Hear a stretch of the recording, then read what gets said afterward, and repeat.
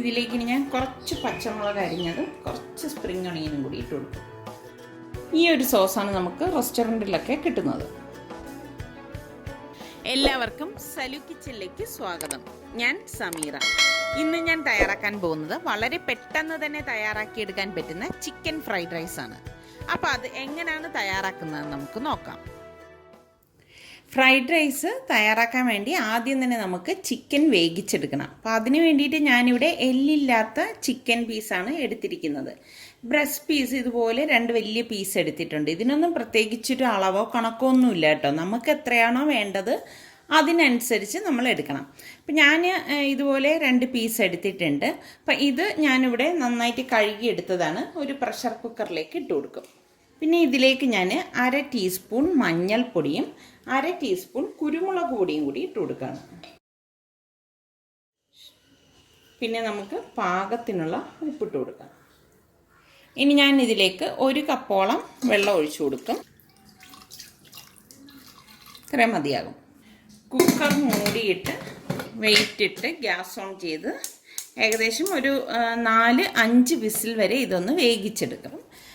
ഇത് വിസിൽ കേട്ട് കഴിഞ്ഞ ശേഷം ഞാൻ ഗ്യാസ് ഓഫ് ചെയ്തിട്ട് ഇതിനുള്ളിലെ സ്റ്റീം എല്ലാം പോയ ശേഷം മാത്രമേ ഞാൻ കുക്കർ ഓപ്പൺ ചെയ്യത്തുള്ളൂ. പിന്നെ ഫ്രൈഡ് റൈസിൻ്റെ റൈസ് ഞാൻ ഇന്നലെ തന്നെ തയ്യാറാക്കി ഫ്രിഡ്ജിൽ സൂക്ഷിച്ചിട്ടുണ്ടായിരുന്നു.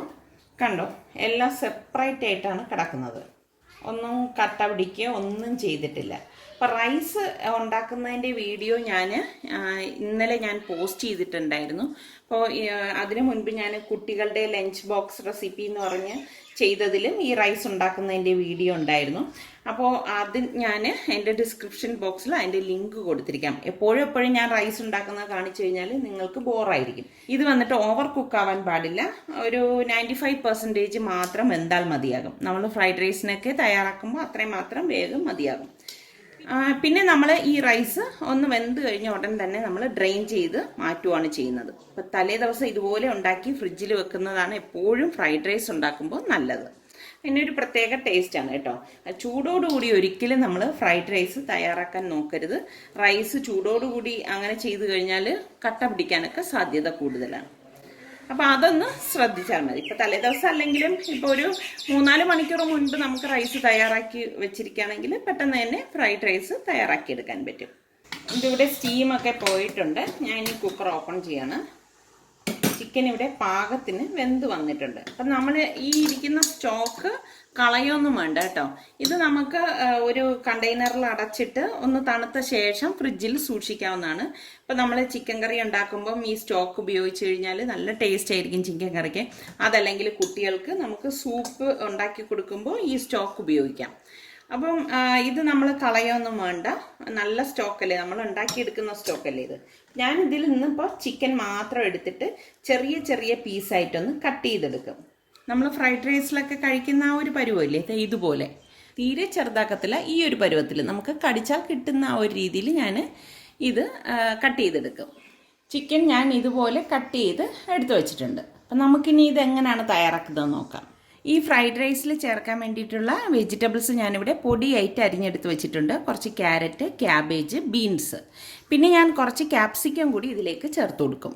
ഈ ഫ്രൈഡ് റൈസ് ഉണ്ടാക്കാൻ വേണ്ടി ഒരു പാൻ ഞാൻ അടുപ്പത്ത് വെച്ചിട്ട് ഞാൻ ഇതിലേക്ക് നല്ലെണ്ണ 2 ടേബിൾ സ്പൂൺ ഒഴിച്ചു കൊടുക്കുകയാണ്.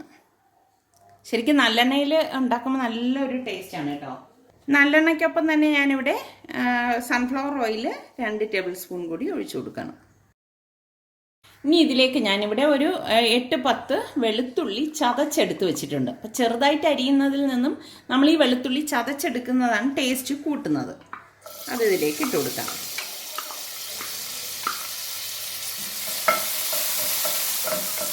നല്ല ഒരു മണമാണേ വെളുത്തുള്ളി ഈ നല്ലെണ്ണയിൽ കിടക്കുമ്പോൾ.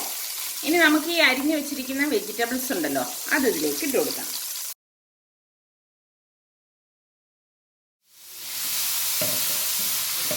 ഞാൻ കുറച്ച് കൂടുതൽ റൈസ് എടുത്തത് കൊണ്ടാണ് ഇത്രയും വെജിറ്റബിൾസ് ഇതിലേക്ക് ചേർക്കുന്നത്.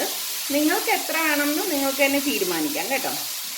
ഹൈ ഫ്ലെയിമിൽ വെച്ചിട്ട് തന്നെ ഇതൊന്ന് ഇളക്കി കൊടുക്കണം, അല്ലാതെ ഫ്ലെയിം കുറച്ച് കൊടുക്കരുത്. ഇനി ഇതിലേക്ക് പാകത്തിനുള്ള ഉപ്പിട്ട് കൊടുക്കണം.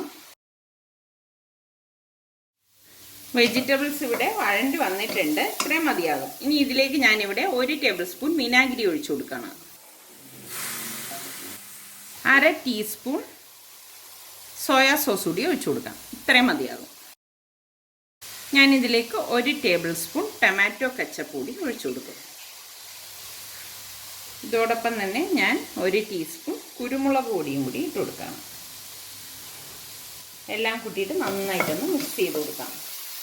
ശരിക്കും വിനാഗിരിയൊക്കെ ഒഴിക്കുമ്പോഴേ കറക്റ്റ് ആ ഒരു ചൈനീസ് ഫ്രൈഡ് റൈസിൻ്റെ ആ ഒരു മണവും ടേസ്റ്റും ഒക്കെ നമുക്ക് കിട്ടത്തുള്ളൂ. ഇനി ഇത് ഞാനൊരു സൈഡിലേക്ക് ഇതുപോലെ ഒന്ന് ഒതുക്കി വെച്ചിട്ട് ഇതിലേക്ക് മുട്ടയൊന്ന് സ്ക്രാമ്പിൾ ചെയ്യാൻ പോവുകയാണ്. ഞാനിതിലേക്ക് 2 ടേബിൾ സ്പൂൺ സൺഫ്ലവർ ഓയിൽ ഒഴിച്ചു കൊടുക്കുകയാണ്. ഇതിലേക്ക് ഞാൻ മുട്ട പൊട്ടിച്ച് ഒഴിച്ചു കൊടുക്കണം. ഞാൻ പൊട്ടിച്ച് ഒഴിച്ച ഉടൻ ഇത് ചിക്കി കൊടുക്കത്തില്ല. കാരണം കുറച്ച് വലിയ പീസായിട്ട് കിടക്കാൻ വേണ്ടിയിട്ട് ഞാൻ കുറച്ച് കഴിഞ്ഞ ശേഷമേ അത് ചിക്കി കൊടുക്കത്തുള്ളൂ. ഞാനിവിടെ 5 മുട്ട എടുത്തിട്ടുണ്ട്. ഇതിലേക്ക് ഞാൻ പാകത്തിനുള്ള ഉപ്പിട്ട് കൊടുക്കുകയാണ്. ഓൾറെഡി വെജിറ്റബിൾസിൽ നമ്മൾ ഉപ്പിട്ടിട്ടുണ്ട്. അപ്പോൾ അതുകൊണ്ട് ഇതിൽ കണക്കിന് മാത്രമേ ഉപ്പിട്ട് കൊടുക്കാവൂ.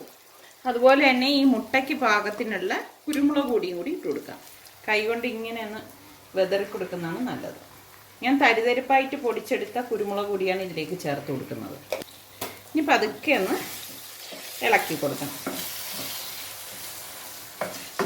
ഒരുപാട് ഇത് പൊടിയായിട്ട് ഞാൻ ഇളക്കത്തില്ല കേട്ടോ. ഇനി ഈ മുട്ടയും വെജിറ്റബിളും എല്ലാം കൂട്ടിയിട്ടൊന്ന് മിക്സ് ചെയ്ത് കൊടുക്കാം.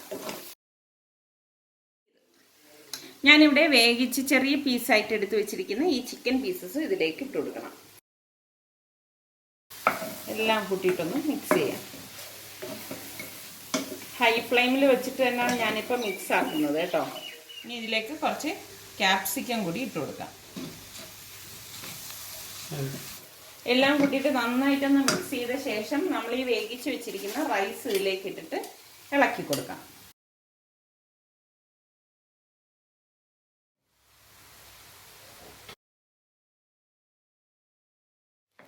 ചോറ് നമ്മൾ ഇതിലേക്ക് ചേർത്ത ശേഷം ഹൈ ഫ്ലെയിമിൽ വെച്ച് തന്നെ ഇത് ഇളക്കി മിക്സ് ചെയ്തെടുക്കും കേട്ടോ. എല്ലാം ഇവിടെ മിക്സായി വന്നിട്ടുണ്ട്. ഞാൻ ഇനി ഗ്യാസ് ഓഫ് ചെയ്തിട്ട് സ്പ്രിംഗ് ഒണിയൻ ഇതിന് മുകളിലേക്ക് വെതറി ഗാർണിഷ് ചെയ്യാം. ഞാനിത് ചൂടോടെ തന്നെ സെർവ് ചെയ്യാൻ പോവുകയാണ്. റെസ്റ്റോറൻറ്റിലൊക്കെ കിട്ടുന്ന സോസ് ഉണ്ടാക്കാൻ വേണ്ടിയിട്ട് ഞാനിവിടെ ഒരു ബൗളിലേക്ക് കുറച്ച് വിനാഗിരി ഒഴിച്ചു കൊടുക്കും. ഏകദേശം 1.5 ടേബിൾ സ്പൂൺ വിനാഗിരി ഞാൻ ഒഴിച്ചിട്ടുണ്ട്. ഇതിലേക്കിനി കുറച്ച് പച്ചവെള്ളം കൂടി ഒഴിച്ചു കൊടുക്കും.